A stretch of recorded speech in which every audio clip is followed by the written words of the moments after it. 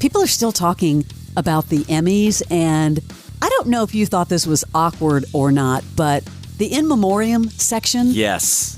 I love Jelly Roll, but he did a song, one of his new songs. The song's really about addiction and suicide, and I thought that was a weird song choice for the in memoriam. But also, why at the end of the in memoriam, right, did Kimmel come on to talk about Bob Newhart?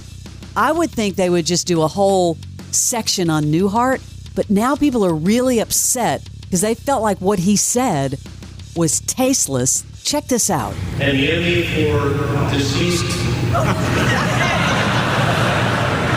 industry professional we will miss most goes to. This is the time in the show when we remember the legends we've lost over the past year, one of whom I was very lucky to know, and that was Bob Newhart. Yeah, and the fact that everybody laughed at it even made it more awkward. Maybe he was trying to be like Newhart, but to say in the Emmy for deceased industry professional we will miss most goes to, people were like all over X talking about, man, this was in poor taste and awkward. Yeah, weird. I thought it was very... I thought maybe he was nervous. You think so? Something was... It just seemed out of place to come back after the in memoriam and then do that. But a lot of people were also saying, where was Matthew Perry? Well, if you remember, they just had the Emmys like 6 months ago, and he was in the 2023 Emmys. Remember, it took place in January? Yeah, they were late. Yep. Yeah, so that's why. I know a lot of people were like, what?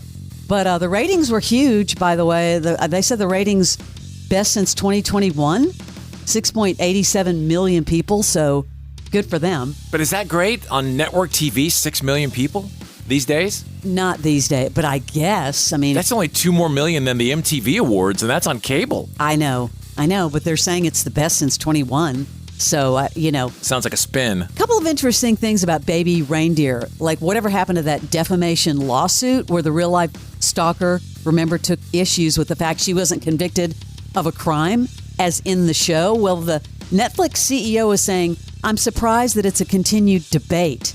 He's like, Baby Reindeer is described as a true story. He told the Times of London it was no one's intent to use a label recklessly. This is Richard's true story. The fact that you're watching on television says that parts of it were certainly fictionalized and dramatized.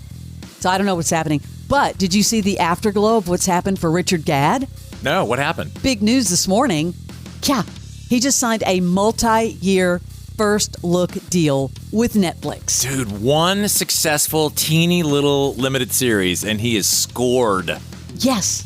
Now, like a multi-year deal with Netflix. You should just, whatever it is you're doing, just keep doing it. All you need is one break. One. I wanted to ask you about Landman, which is the new Taylor Sheridan show based on the Boomtown podcast by Christian Wallace. Of course, the cast, Billy Bob Thornton, Demi Moore, John Hamm, Allie Larder. Didn't you audition for that? I did. Yeah, and I couldn't talk about it. These days, they make you sign an NDA. Even if you get roles, you can't talk about it till it's out. I auditioned for Landman, and I was blown away by seeing who the cast was to play the president of BP Oil. Oh, you would have been the oil tycoon. I can't wait to see who it is because you had to do it with an accent. Like a West Texas accent? No, it's British Petroleum, Leslie. Yeah, I didn't get it, but man, it was a scene with Billy Bob, one of the scenes. I was like, oh, that would have been so... I can't wait to see it. It's about roughnecks and wildcat billionaires.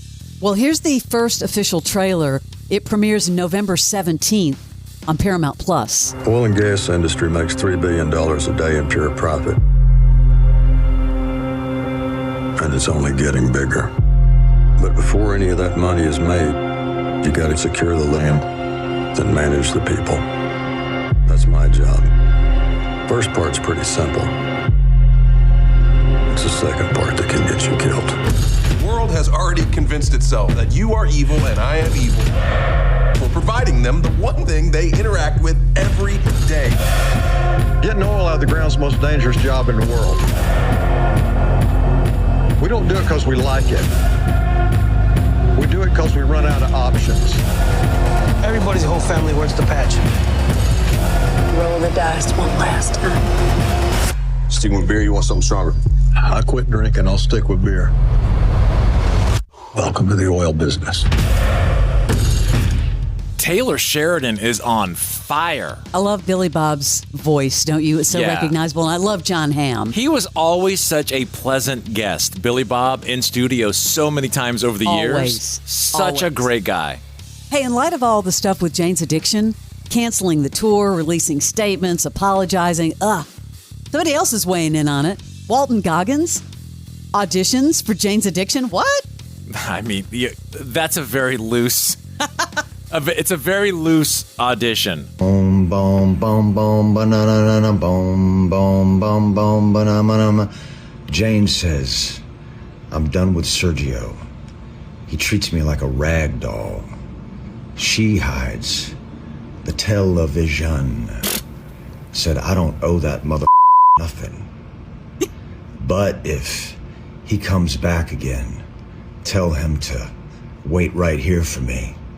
Or try again tomorrow. I'm gonna kick tomorrow. I'm gonna kick tomorrow. Well, between White Lotus and him, I would choose him to sing for Jane's Addiction over Perry these days. We might understand it. Like that, like theatrical reading. Another guy from the Atlanta area, right there, Walton Goggins. Hey, just coming off of Sean Diddy Combs' arrest in New York City, following that grand jury indictment. Yeah. Did you see that he's fighting back against that $100 million default judgment? This dude is swirling the bowl right now. He is so out in a bad way. Yeah, his lawyers are saying it's completely fabricated about this default judgment, and we will see what happens there. But wow. Well, 100 million says otherwise. Pay up, bro. Also in court, a grand jury indicted Harvey Weinstein on additional charges. I don't know if you saw that or not. That happened last week. The additional charges are currently under seal, but he's expected to be arraigned at a later date. What was weird was they rushed him to the hospital with some heart issue and then dropped that. Totally dropped it. While he's in the hospital, they're like, hey, bad news. I don't even know. Is he still in the hospital? I don't know. All I hear is that he keeps getting in trouble. Remember that whole thing where people were throwing things at artists on stage? Yes. Well, here's a new one. Here's a new one for you. Shakira abruptly left the stage during a show after spotting an audience member trying to film up her skirt. Happened at the LIV Miami in Florida. Somebody was filming the music video for her new single, and she is dancing on stage. She notices someone inappropriately filming her, pauses, holds onto her skirt, and then gestures towards the audience member. Then she resumes her performance. So some dude was under the stage. Yeah. He said he was just trying to see if those hips lied. I mean, that's it. He was purely, but I'll be here all week. Try the tuna. What? I know, that's awful. bad. Right, and he did it again. He did it again. I do have an update for you because I know you like reboots and things like that. Some. Melrose Place, we've talked about this. There is a revival in the works. Everyone's agreed to do it. We kind of knew that.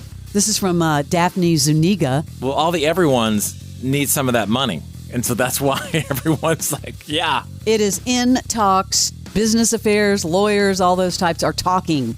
Everyone's like, I'm in. Let's do it. Everybody's in. That's your Celebrity Sleaze.